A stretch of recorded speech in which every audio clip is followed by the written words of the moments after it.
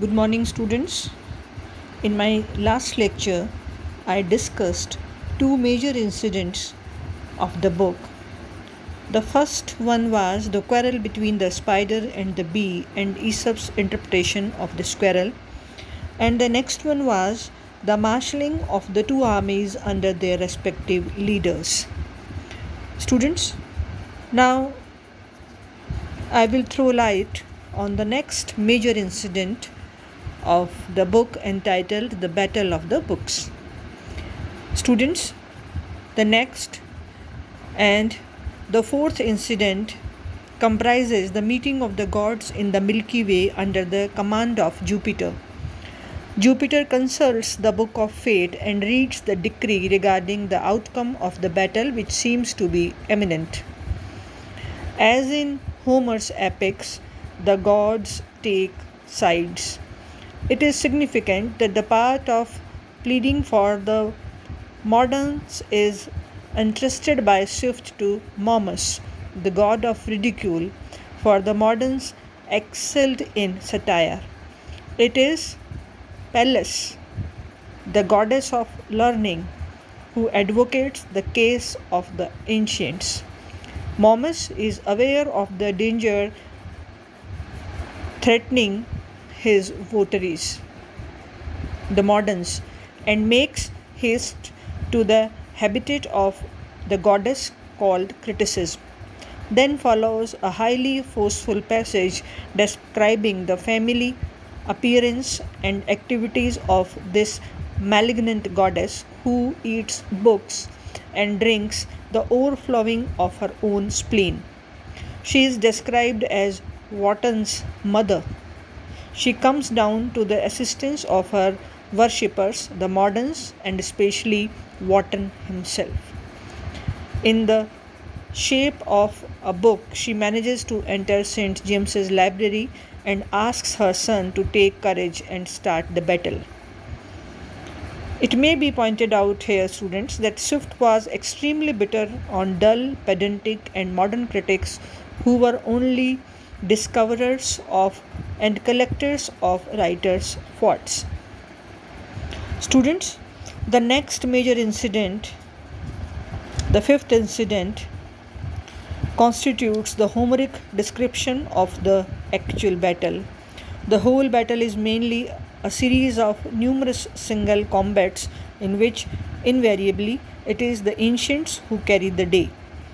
The account of such single combat in a battle follows the tradition set by Homer and Virgil.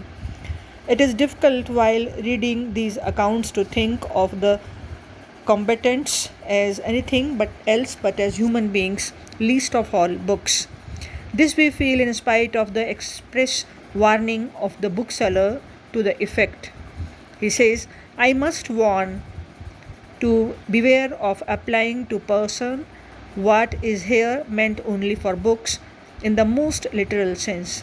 So when Virgil is mentioned, we are not to understand the person of a famous poet called by that name, but only certain sheets of paper bound up in leather containing in print the works of the said poet, and so the rest.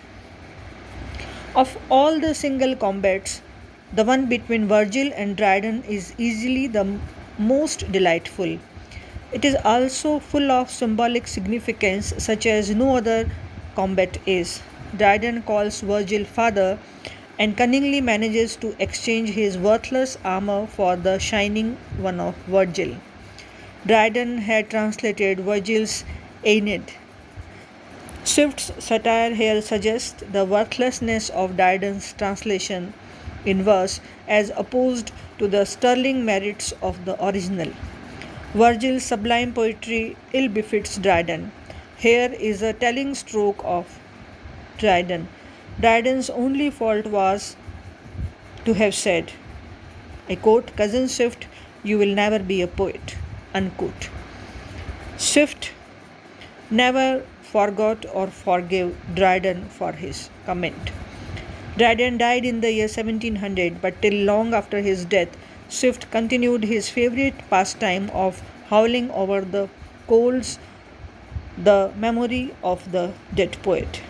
Students, the sixth and the last incident concerns the death of Wotton and Bentley at the hands of Boyle.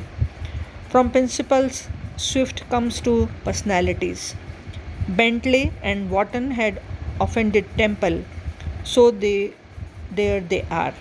Bentley tries to rob Fenris of his armor when the latter is asleep after the fatigue of the battle. This is a symbolic reference to Bentley's contention as to the spuriousness of the epistles of Fenris. Wotton throws his lance at Temple in an unsuccessful bid to slay him. This symbolizes Wotton's allegedly unsuccessful attempt through his reflections upon ancient and modern learning to repudiate the point of view of Temple which asserted the superiority of the ancient over the moderns. Boyle kills Wotton and Bentley with a lance which kills both of them. Boyle and Temple are elevated as heroes, whereas Bentley and Wotton degraded as despicable cowards.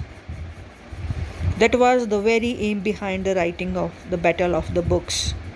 The mock heroic style adopted by Swift in handling this episode, and especially the use of 2 or 3 epic similes, is noteworthy. It was perhaps the first time in the history of English literature that mock epic features were introduced into a prose work. Students, in his preface, Swift assigns a cause for the popularity of satire. General satire offends none because everyone thinks that all but him are the target. Pope spoke to the same effect when he protested that general satire in times of general vice has no meaning. He was of the view that satire should be particularized in order that it be effective. In his preface to A Tale of a Tub, Swift expresses views similar to the one expressed here when he says that satire, being levelled at all, is never resented for an offence by any, since every individual person makes bold to understand it of others and very wisely removes his particular part of the burden upon the shoulders of the world, which are broad enough and able to bear it. Further, Swift cautions shallow people against inviting the lashes of the wise. Here is an insinuation directed against Bentley and Wotton to manage their little stock with husbandry. So, students, this much for today. Thank you very much.